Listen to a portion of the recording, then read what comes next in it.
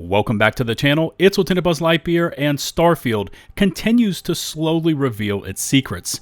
I'm now nearly 100 hours into the game and still finding all sorts of new bits and pieces of info as I continue my adventures. Here are another 15-ish tips, tricks, and secrets I found since last episode, and this one varies from shipbuilding to sleeping, companions to weaponry. Now, I've tried to mix it up for you, and there is something here for everyone. Thanks again for the awesome levels of support you've continued to show my Starfield uploads. In case you haven't yet done so, please hit subscribe and ring the notifications bell to receive my latest upload alerts. Likes, comments, shares are greatly appreciated. As per usual, chapters are available for easy viewing, and let's get this one going.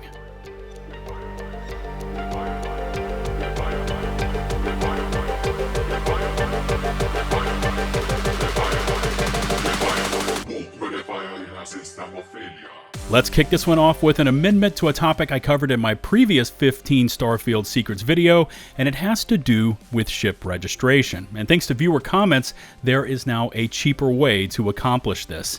You will still need to register a ship that you steal or obtain through seizing it after combat, but where you register your ship now makes all the difference.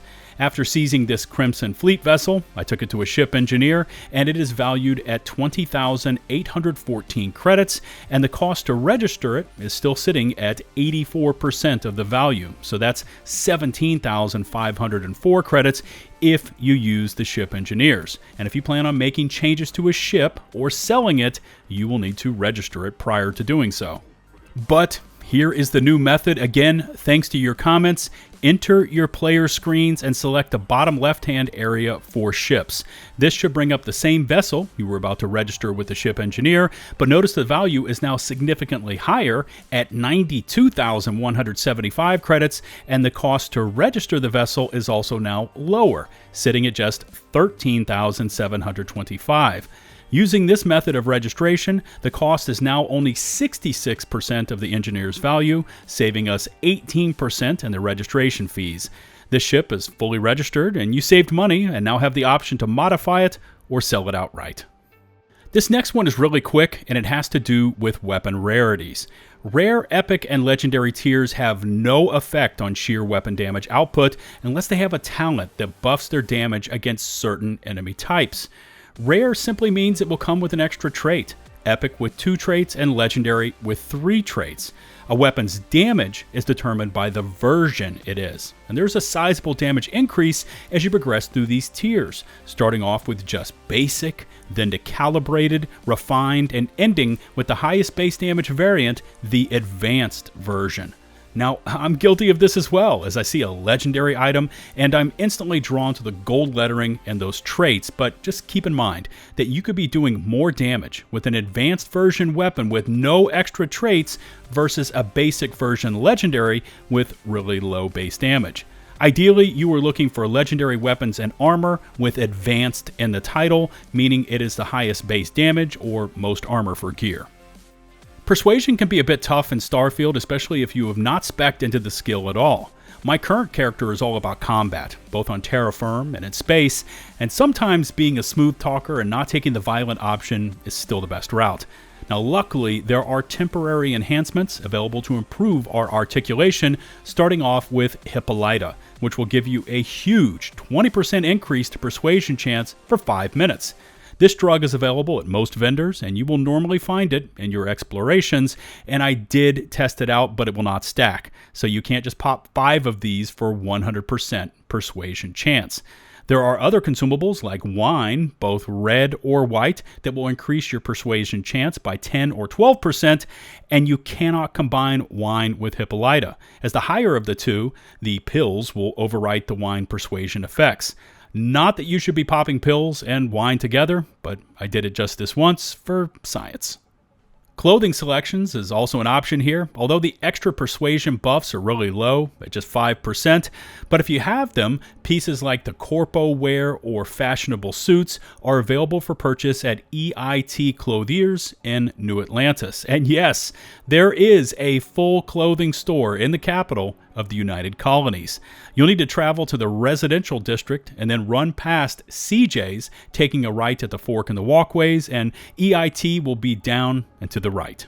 And anything you purchase or loot can be given to your companions for them to wear, although it shows on your character just before you trade it to them.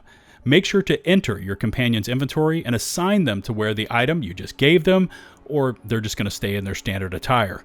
Clothing for them is going to be your call, but something that allows them to carry more weight or maybe gives them more health are probably the best options here. Well, by the way, all I'm saying is Planet Paradiso, the hut closest to the water. Check the lockers. You'll thank me. I still don't know why Bethesda didn't give these outfits big persuasion chances, like a minimum of 50% would have been good. Who knows? Maybe in a future patch. This next one has to do with the flight simulator, located in the Mast Academy in New Atlantis, and we've previously touched on this one as a means of easily increasing most of our space combat and piloting skills, but there is a lot more you can do with this simulator. Start the simulation, and once the enemy targets have spawned in, leave the pilot's seat. For me on PC, I just hold down the E key, and once you are standing, quickly walk to the simulator computer terminal located just outside the cockpit, but still inside the simulator. Here you can activate a 1-tier shield upgrade, 1-tier damage upgrade, and generate another ally ship to assist you in battle. Now for the ultimate in buffs, you can actually hack the authorized users only tab as long as you have the lockpicking trait leveled enough to hack advanced level locks. Now once hacked, you can activate infinite upgrades, so those shield and damage upgrades don't expire between rounds, and you spawn in a second ally ship to assist you, evening the odds just a bit for those later rounds. Now just pop back into the pilot seat with your upgrades and those 2 allies, and you should be able to easily finish up through the end of round 6.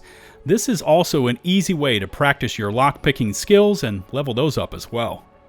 Next up are 2 quick reminders for you. The first is to remember to pop in for a quick nap at any available bed every 24 minutes. And as long as you sleep for at least 1 hour, you'll increase your XP bonuses by 10% or 15% with the emotional security buff if you've completed a romance option on any companion. Now the second is to be on the lookout for those character buff magazines and manuals that are scattered throughout the universe. These are instant and permanent buffs to either you or your companions, depending on what you loot, and these can add on some serious buffs to say damage or carrying capacity, especially when you start to loot more from the same edition. Also, once they are in your inventory, you are not required to keep them there for the buffs to remain in place, so feel free to drop them in a ship locker or even your infinite storage safe located in your room at the Constellation Lodge. Fast travel is built into every aspect of Starfield, and far too many players are left running from place to place in cities, but you know there is a better way to do this. Now, once you've explored areas of a city, here I'm using New Atlantis as an example, I can quickly access my planet map. For me, that is accomplished by pressing M on PC, and then if you look at the bottom right hand of the screen, it says Surface Map, and for PC players, we would simply press G. Once done, you'll see a basic map of New Atlantis with zones you can fast travel to without using those NAT stations or running all over the place. Just double-click the zone, and a fast travel to the selected location pop-up will appear. Press yes, and you will be in that zone in a matter of seconds. You'll still need to run to the desired shop or structure once you are in the zone, but it beats always running to every location or using those NAT stations. Ships and ship design is intensely fun in Starfield, but for many players, they only dabble into this mechanic, often just buying prefab ships from the engineers located at every starport, or they steal and take over whatever they can get their hands on. And they will often see a ship and want to customize theirs, like the one they see, only to find that the required pieces do not appear in their ship builder inventory. Now, the best pieces will appear in your ship builder inventories only once you hit level 60, but there are some great ships to be purchased if you know where to look outside of the ship engineers, and that's by visiting the actual manufacturer star yards directly. Deimos is known for making battle-hardened spaceships and is the exclusive provider to the UC Navy. They are located in the Sol system at the Deimos Star Yard orbiting the planet Deimos. Now they have some great looking ships for purchase, requiring certain levels of piloting license, and will also have several specialty pieces for sale, namely those sweet looking Ares bridge variations, requiring a level 3 and starship building, and more on that one in a moment. Next up is New Homestead, located on Titan, a moon of Saturn, and this is where you can find the Nova Galactic ship engineer at the landing pad.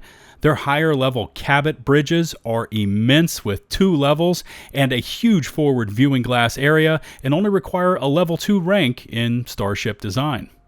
In the Nerion system, orbiting the planet Dalvik, is the Eklund-Stroud Star Yard. These ships are sleek and modern, and although I don't yet have all the pieces unlocked, their level 60 offerings are great looking.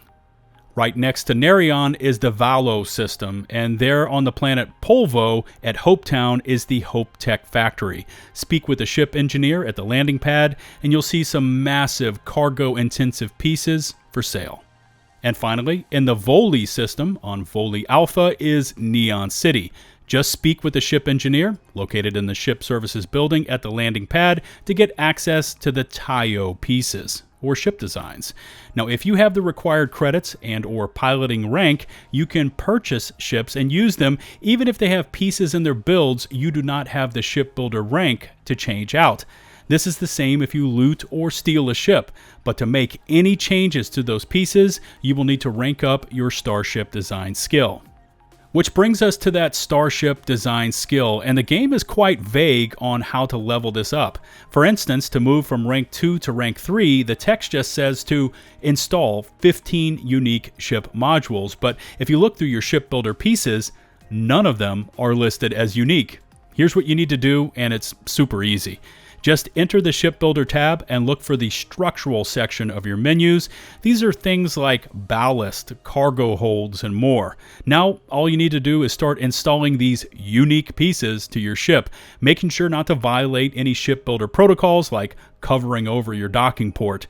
I did this 3 at a time, but more is an option, and you cannot reuse the pieces over and over. It needs to vary as you go. Now just save and watch your Starship Design Skill rank up quickly. And since you are using structural pieces, they are very cheap and easy to remove. And I did not test this out, but by switching ships to modify, you may be able to reset the unique ship piece counter. By using this method, you should easily be able to blast through rank 2 and 3 with little trouble, giving you access to rank 4 and the best and most unique pieces offered by the different ship manufacturers. Alright, on to the final bit here, and it has to do with companions and outfitting them for battle. Now you should be setting up your companions with the very best weapons and armor available because, just like previous Bethesda games, like Skyrim, they are capable of using these enhanced pieces, but this process has a few more steps to it before it will actually work.